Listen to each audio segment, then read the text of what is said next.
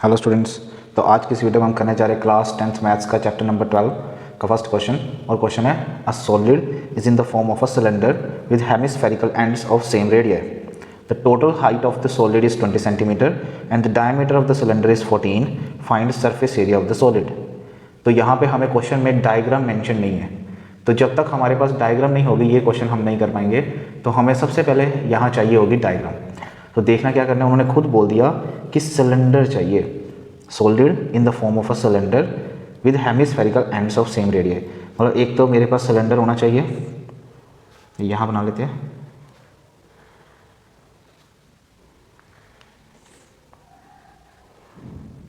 तो ये हमारा हो गया सिलेंडर, और इसके ऊपर हमें हेमिस्फेरिकल एंड्स चाहिए। एंड दोनों साइड से ही होंगे, सेम रेडियस है तो मतलब रेडियस सेम रहेगा। Total height the solid is 20। देख लो यहाँ से लेके नीचे तक पूरी हाइट, देख लो इस लेवल से इस लेवल तक ये जो पूरी हाइट होगी ये हमें 20 सेंटीमीटर गिवन है। और डायमीटर ऑफ द सिलेंडर 12, ये देखो 14 सेंटीमीटर तो ये सारा है। तो अगर मुझे रेडियस चाहिए तो हाफ करना पड़ेगा, तो ये आएगा 7 सेंटीमीटर, जो कि यहाँ से लेके यहाँ तक भी रेडियस ही होता है फॉर हेमिस्फीयर। ये सेंटर से ऊपर तक ये भी 7 सेंटीमीटर मतलब रेडियस ही होगा। तो अगर सोचो यहाँ तक का लेवल ये 7 सेंटीमीटर, सेम सोचो इधर से भी ये 7 सेंटीमीटर, तो यहाँ भी होगा 7 सेंटीमीटर, तो इसका यहाँ तक का भी होगा 7 सेंटीमीटर। टोटल थी पूरी 20, 7 यहाँ तक का रहा, 7 ऊपर से रहा, 7 और 7 14, तो 20 में से 14 तो गए, 6 रह गया। तो ये जो बचा बीच में ये यहाँ का ये वाला हिस्सा ये होगा हमारा 6 सेंटीमीटर। चलो सारी इन्फॉर्मेशन अब एक बार रेडी हो गई। उन्होंने बोला था surface area of the solid. पहले एक चीज़ सीख लो, सॉलिड वर्ड, ये जो सॉलिड वर्ड है ना कई बार कंफ्यूजिंग रहता है। कई कहते हैं कि हमारे पास सॉलिड फेस अवेलेबल है, तो सॉलिड वर्ड के लिए ज़्यादातर यूज़ होता है टोटल सरफेस एरिया। लेकिन एक चीज़ बता दो, यहाँ पे जैसे ही ये शेप रेडी होगी, ध्यान देना, अगर हम ऐसे ऊपर से देखें कि सरफेस किस टाइप का अवेलेबल है, तो हम क्लियरली देख पा रहे हैं ये कर्व्ड है, ये भी कर्व्ड है, यहाँ से भी कर्व्ड है, और ये यहाँ से क्लोज हो गया। देखो ऊपर ढक्कन एक तरह का लग गया, तो ये हिस्सा तो क्लोज्ड है, ये हम यूज़ नहीं कर पा रहे। हमारे पास सिलेंडर का हिस्सा कौन सा बचा है, ये बाहर वाला, और बाहर का याद रखना ये भी राउंड शेप में ऐसे। तो क्लियरली पता लग रहा है कि हर जगह पे कर्व्ड हिस्सा अवेलेबल है। तो ये सॉलिड वर्ड जानबूझ के दे रखा है यहाँ पे।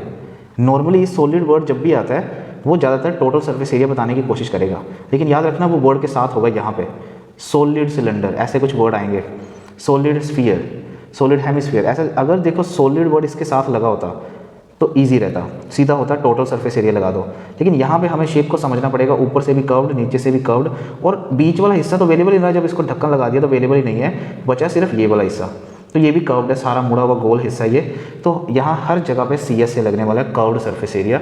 तो मैं उनका फॉर्मूला सबसे पहले लिखता हूँ, curved surface area of cylinder. I hope कईयों को तो आता भी होगा ये फॉर्मूला।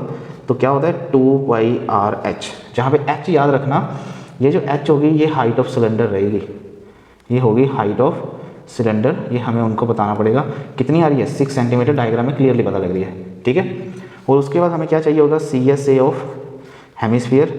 आई होप ये भी आता होगा सभी को, हेमिस्फीयर। तो ये क्या लिखे यहाँ पे, क्या लिखे, हेमिस्फीयर के केस में क्या होता है फॉर्मूला 2πr², ठीक है। तो ये 2 है, हम तो इसको 2 से मल्टीप्लाई कर देंगे टोटल निकालने के लिए। लेकिन अभी स्टार्ट करते हैं। तो हमारा surface area of the solid, ये जो सामने पड़ी सॉलिड शेप है, इसमें क्या रहेगा, इसमें कर्व्ड सरफेस एरिया सभी का हम ऐड कर देंगे। एक तो हम लिखा देंगे curved surface area of cylinder, ठीक है, प्लस कर देंगे curved surface area of 2 hemisphere, ठीक है।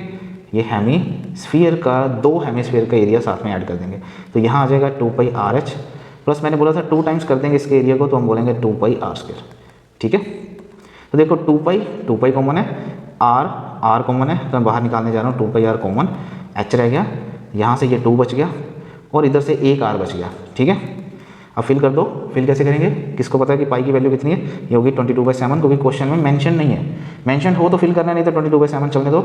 रेडियस कितना था 7, क्लियरली पता है, ब्रैकेट स्टार्ट। h कितना है, h देख लो, हाइट ऑफ सिलेंडर कितनी है 6, प्लस ये देखो ये वाली ब्रैकेट सोल्व हो रही है, ये वाली, ये ब्रैकेट नीचे, तो 2 × r कितना है 7, 7 से 7 गए, यहाँ आ जाएगा 44, और ये 6 + 7 2 इधर रहता है 14, तो ये रहेगा 44 मल्टीप्लाई, देखो कितना आ जाएगा ये 20, ठीक है। तब क्या करना है, 2 2 ये 4 2 8, फिर 4 2 8 विच है 0, एज इट इज़ रहने दो, लो आ चुके हैं सेंटीमीटर स्क्वायर। यही हमारा क्या रहेगा आंसर। सिंपल था क्वेश्चन, सिंपल था, लेकिन जानबूझ के सॉलिड वर्ड देके यहाँ पे हमें उलझाया गया।